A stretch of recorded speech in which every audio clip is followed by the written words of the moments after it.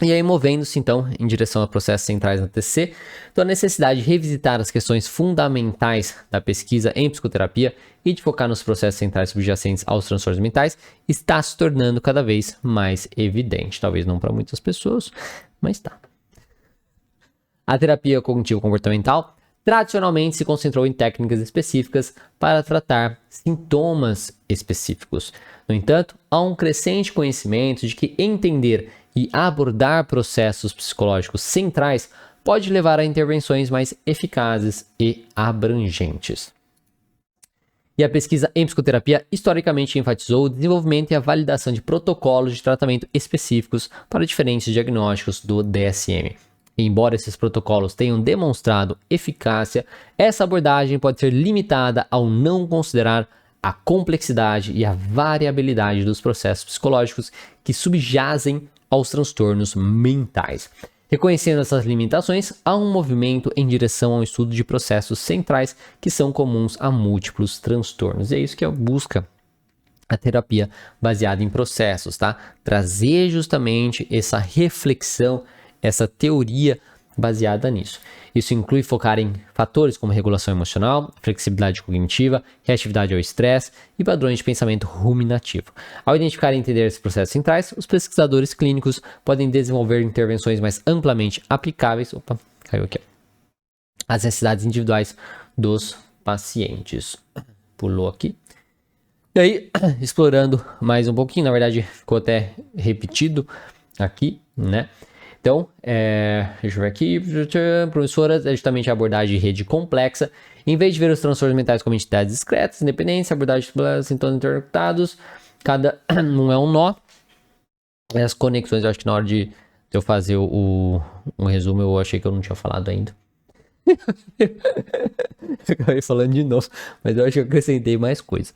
E as conexões entre nós representam interações entre os sintomas. Então, por exemplo, em um paciente com depressão, a rede pode incluir sintomas como humor deprimido, insônia, fadiga, baixa autoestima e isolamento social. Então, a abordagem de rede complexa permite que os terapeutas identifiquem quais sintomas são mais centrais na rede do paciente e quais conexões entre sintomas são mais fortes. Intervenções podem, então, ser direcionadas para os sintomas centrais pode ser para os sintomas centrais e as conexões mais problemáticas, promovendo uma mudança na estrutura da rede como um todo. Novamente, então, é tentar identificar o que mais mantém aquela rede firme e forte daquele paciente, o que realmente está interconectado, esses sintomas se relacionam com esse sintoma, esse com esse e tudo mais, para ver onde que é possível fazer determinada intervenção.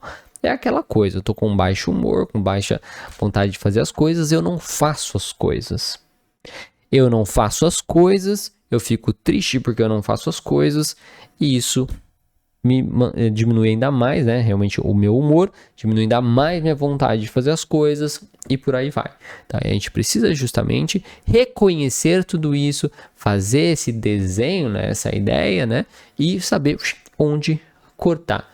Novamente, se você me acompanha há um tempo, sabe que isso é muito parecido com o que eu falo do ciclo de manutenção da dor, que é identificar justamente o que faz o paciente se manter e cortar isso, tá? Análise funcional é uma técnica utilizada para entender as relações entre comportamentos, antecedentes e consequências. Ao realizar a análise funcional, os terapeutas podem identificar os fatores que mantêm os comportamentos problemáticos e desenvolver estratégias para modificar essas relações. Então, por exemplo, um paciente com transtorno de ansiedade pode ter ataques de pânico que são desencadeados por situações sociais. A análise funcional pode relevar que o paciente evita essas situações como uma forma de lidar com a ansiedade, mas essa evitação reforça o medo a longo prazo. Ao identificar esses padrões, o terapeuta pode ajudar o paciente a desenvolver estratégias de enfrentamento mais eficazes, como exposição gradual e o treinamento de habilidades sociais. Você vê, novamente, a mesma coisa que eu falo. Mas assim, Diego, é porque você já leu isso antes, porque você o cara quadro. Não. É por quê? Porque você pensa, sabe? Quando você entende o modelo cognitivo, quando você entende por que as pessoas agem como elas agem, quando você entende por que as pessoas mantêm os seus problemas, você vai pensar da forma mais lógica, da forma que faz mais sentido. Você não vai simplesmente ficar repetindo as coisas. Então é isso. Tá? Não tem muito para onde fugir, de certo modo. E o design longitudinal envolve o estudo de sintomas e processos psicológicos ao longo do tempo. Essa abordagem permite que os pesquisadores e clínicos identifiquem como os sintomas evoluem e interagem, como os fatores de risco e proteção influenciam o curso aí dos transtornos mentais. Então, por exemplo, o estudo longitudinal pode acompanhar pacientes com transtorno bipolar ao longo de vários anos para entender como as mudanças nos padrões de sono, o estresse e os eventos da vida, aí entre essas questões contextuais, né, influenciam os episódios de mania e depressão. Esses insights podem informar o desenvolvimento de intervenções preventivas e de manutenção mais eficazes. Tá? E conclusão, então aqui, né, nós vamos mover-se em direção a processos centrais na TCC, representa um avanço significativo na compreensão e tratamento dos transtornos mentais.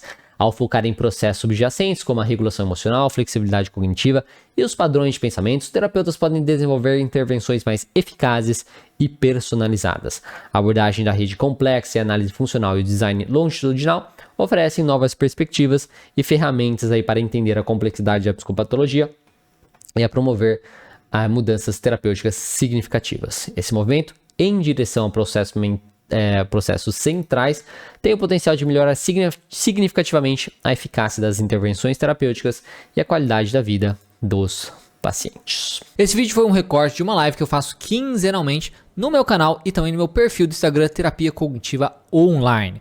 Esse conteúdo fica disponível apenas por 14 dias no canal e depois está completo todas as lives lá no meu curso O Essencial da Terapia Cognitivo-Comportamental, justamente com o livro utilizado e o resumo demonstrado aqui também na tela. Se você quiser saber aí, aprender de forma definitiva a terapia cognitivo-comportamental, conheça meu curso completo e definitivo de terapia cognitivo-comportamental, o Essencial da TCC. O link tá na descrição. Qualquer coisa é só falar. Um grande abraço e até mais.